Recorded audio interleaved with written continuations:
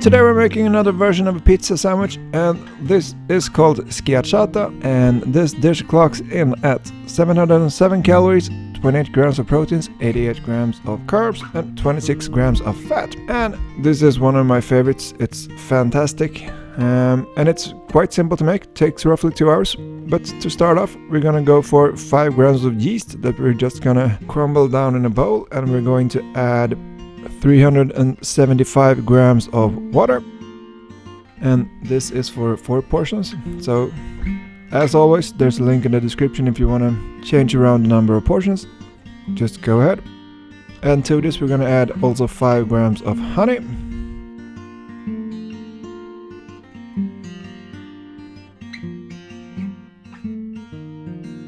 and then we're going to add the flour, and here I'm using 00 flour. And we're going to need 500 grams of flour. Then we're just gonna mix that together, and once that's mixed we're gonna add a lot of salt.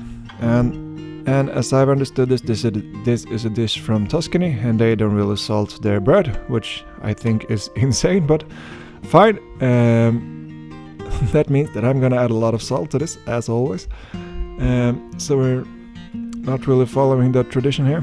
We're gonna add 20 grams of olive oil to start with. This is just to mix in with the dough.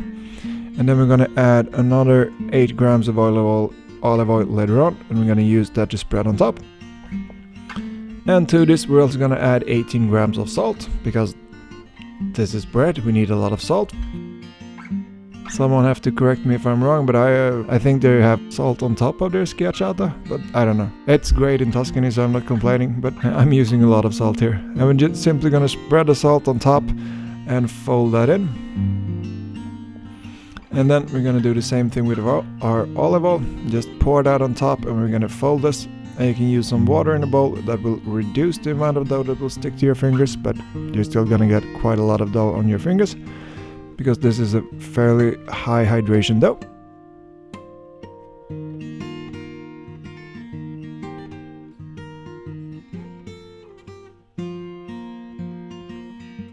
So just fold in the olive oil, and once that's done we're gonna leave that in the bowl to let it rise for 1.5 hours.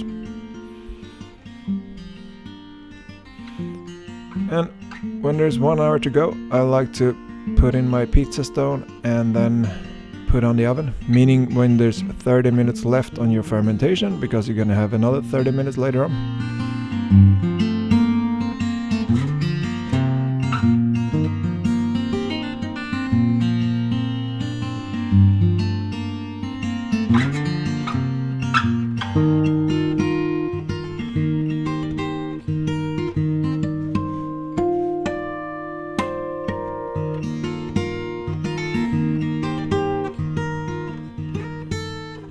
We're gonna put the oven at 230, and once our 1.5 hours are up, we're just gonna put some water on the bench and then use a lot of water on our hands. That will reduce the amount of sticking.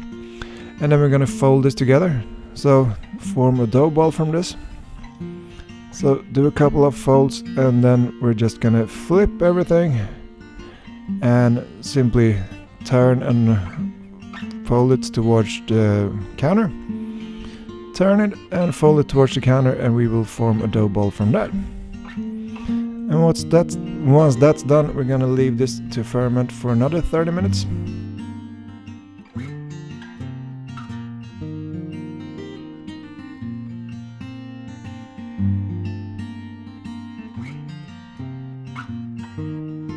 So just leave it there. Don't need to cover it or anything, that will be fine. And once our additional 30 minutes are up, we're gonna need 8 grams of olive oil, as we mentioned earlier. And this is just for the topping. This is just to put on top of the bread to create a nice crunchy bread. And I like to use a parchment paper. You can probably do it directly on your baking pan, but I like to use a parchment paper. And I also like to use some cooking spray, but I was almost out of that at the moment. You can use some of that olive oil for the bottom as well, but I think it's nice to leave it to the top. We don't need to do any advanced stretching or anything here. All we need to do is just dip our fingers in water and push down on the dough. It doesn't matter if you get a lot of water on. If you don't, you should drip some water on top of it. So if you get a lot of water on, that's fine. And then we're gonna pour our olive oil on and try to get it as evenly distributed as possible, which I know is quite difficult. Not all of the oil will soak in, so we're gonna use a brush later on to even that out.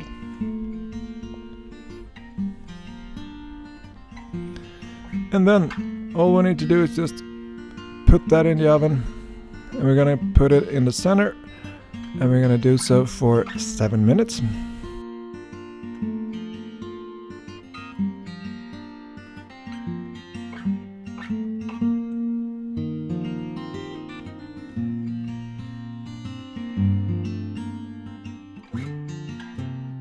And then we're gonna lower the temperature to 190 degrees, and then we're gonna put it in for another 9 minutes. And then when it comes out, it's almost done, and as you can see, you have a little bit of olive oil pooling up on top of here.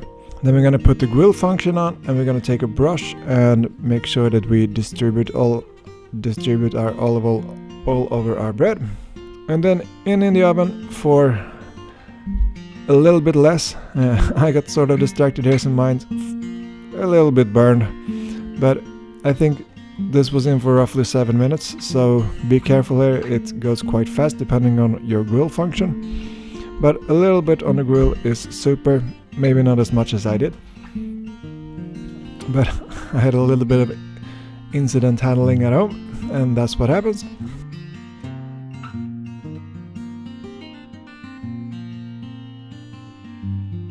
So, even though it's a little bit burned, I'm just gonna use the oil that's left in the bowl to just spread out across the bread. And this, according to me, tastes amazing. It's very, very crunchy and very nice to eat.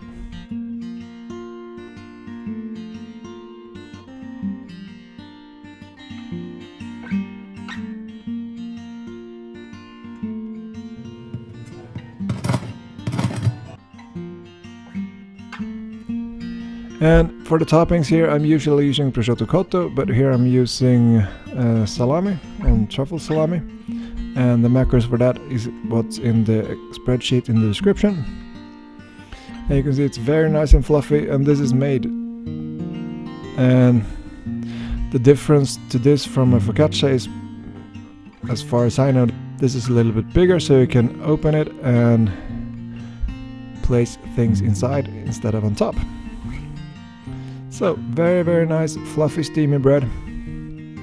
And I like to, as always, do half a burrata and some prosciutto cotto or salami. But this is for my kids, so they don't like burrata because that's wet and sticky, thereby dangerous.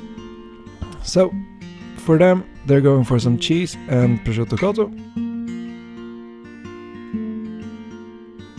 And that's probably nice as well.